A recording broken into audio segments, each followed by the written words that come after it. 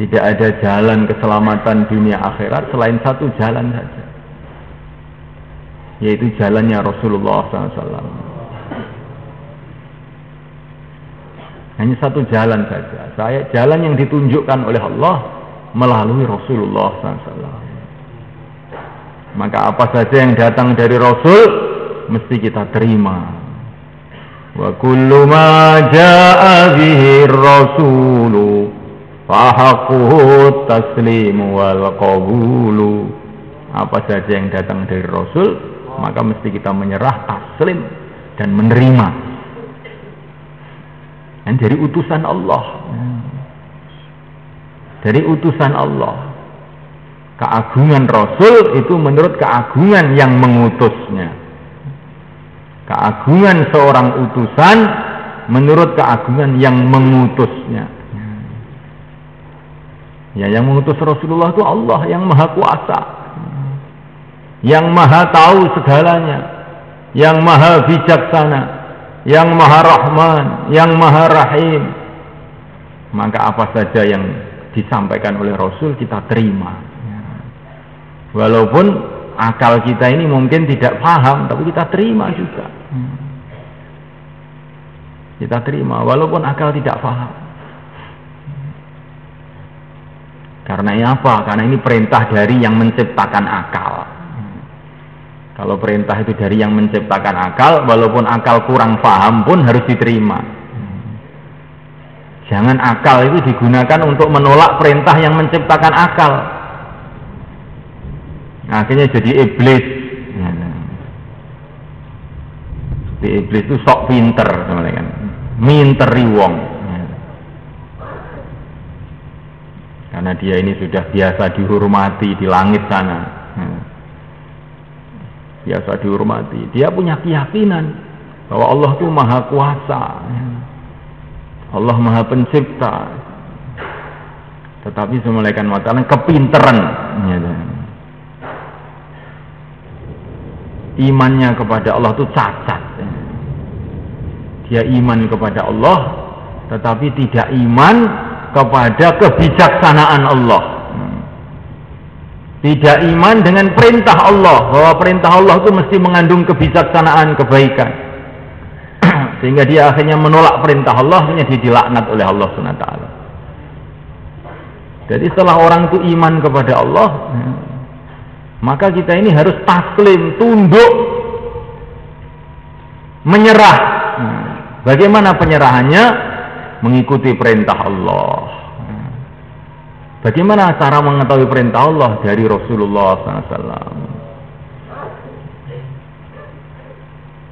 Yang perintah Allah ini sudah diriwayatkan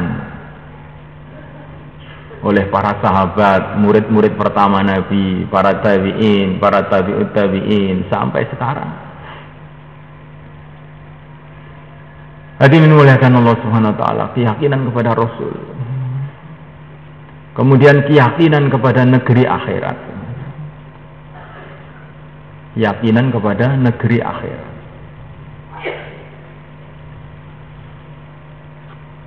Bahwa dunia ini bukanlah tempat kita yang sebenarnya. Tempat kita yang sebenarnya adalah negeri akhirat. Maka masalah kita yang sebenarnya adalah masalah nanti di akhirat.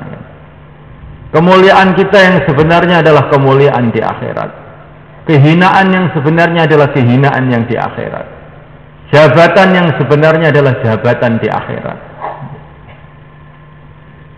Ada orang datang pada seorang ulama, saya ini punya masalah ini, masalah ini, masalah ini. Betul-betul masalah yang sangat menyulitkan. Maka kata para ulama, itu bukan masalah. Masalah yang sebenarnya itu kamu bisa mati dalam keadaan Islam atau tidak. Masalah yang sebenarnya itu adalah apakah kamu bisa menjawab pertanyaan malaikat di kubur atau tidak. Masalah yang sebenarnya itu kamu akan masuk surga atau masuk neraka. Inilah masalah sebenarnya. Sekarang ini orang ini masalah-masalah yang kecil dibesar-besarkan dan masalah yang besar dikecilkan. Bagaimana semulaikan Allah Ta'ala kalau ada orang itu punya anak, anaknya tidak makan sehari, maka satu kampung geger semua.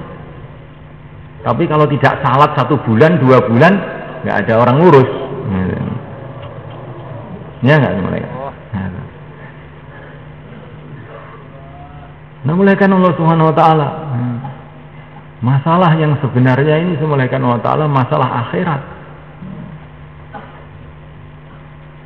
Nah, mulaikan Allah Subhanahu Wa Ta'ala. Jadi yang namanya takwa itu pertama kali meluruskan keyakinan kepada Allah dan Rasulnya dan kepada negeri akhirat. Ini asasnya. Kemudian yang kedua semulaikan yang namanya takwa itu, ibadahnya harus diperbaiki. Ibadah itu adalah hubungan langsung kepada Allah. Salat, zikir, doa, baca Quran, puasa, ini namanya ibadah. Jadi ibadah kita harus kita perbaiki. Kalau yang sudah mampu haji, umroh, tapi ibadah yang tertinggi adalah sholat. Ibadah yang tertinggi itu sholat.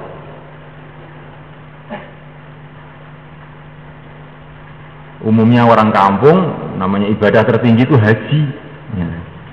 Karena nanti habis haji dipanggil Pak Haji, ya. Padahal ibadah yang tertinggi itu adalah sholat. Puncaknya ibadah itu sholat. Sehingga untuk menerima perintah sholat ini baginda Nabi diangkat ke langit sampai naik ke Sidratul Muntaha. Di tempat yang Jibril pun tidak bisa naik ke situ. Di situ Nabi mendapatkan perintah sholat langsung dari Allah SWT. Ini saking pentingnya sholat. Maka sholat itu harus diperhatikan betul-betul. Dulu para sahabat ketika menerima perintah sholat ini gembira sekali mereka. Gembira sekali. Para sahabat itu memahami sholat itu bukan hanya sekedar satu kewajiban, tetapi sholat itu adalah karunia Allah, hadiah Allah. Sholat itu adalah menghadapnya seorang hamba kepada Allah. Para sahabat dulu memahami sholat itu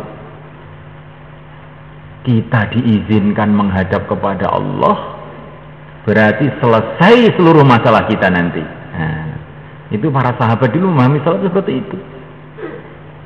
Maka mereka ini gembira menerima perintah sholat itu gembira. Padahal perintah sholat pertama itu sebelum sholat 5 waktu itu kelihatannya sangat berat sekali semuanya. Jadi perintah sholat sebelum sholat 5 waktu itu perintahnya itu tidak dihitung rakaatnya, tapi dihitung jamnya. Qumil laila illa qalila nisfahu aw inqus minhu qalila. Kamu sholat malam separuh malam atau lebih sedikit atau kurang sedikit. Jadi tidak dihitung berapa rakaat sholatnya itu. Pokoknya sholat itu separuh malam. Nah kalau malam itu 12 jam berarti ya 6 jam. Sholat itu 6 jam atau lebih sedikit atau kurang sedikit. Itu baru pertama masuk Islam itu para sahabat itu diperintah sholat seperti itu. Tapi para sahabat itu gembira, Masya Allah. Kalau kita tiap malam diizinkan 6 jam menghadap kepada Allah, alangkah bahagianya. Selesai seluruh masalah.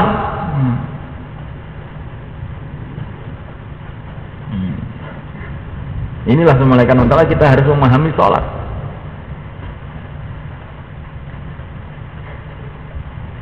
Nabi mengatakan manhanat alaihi sholah bahwa indallahi ahwan. Barang siapa yang meremehkan sholat maka dia ini adalah orang hina di sisi Allah. Sudah gak ada nilainya. Kalau orang itu menganggap sholat ini barang besar, karunia Allah besar. Seorang hamba yang diciptakan daripada tetes air mani, kok boleh menghadap kepada Allah pencipta alam semesta, penguasa alam semesta, gembira. Nah ini orang mulia di sisi Allah SWT. Ibadah-ibadah yang lain dijaga juga.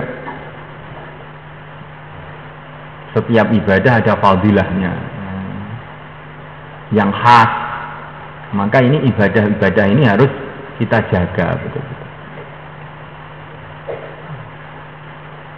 Habis sholat, baca ayat kursi, ini dijamin oleh Allah nanti akan selamat sampai sholat lagi. Sebelum subuh, subhanallah bihamdihi, subhanallahil azim, astaghfirullah, subhanallah bihamdihi, subhanallahil azim, astaghfirullah. Maka Allah akan mudahkan urusan-urusan dunianya. Rizki akan datang dengan andap asor kepada dia.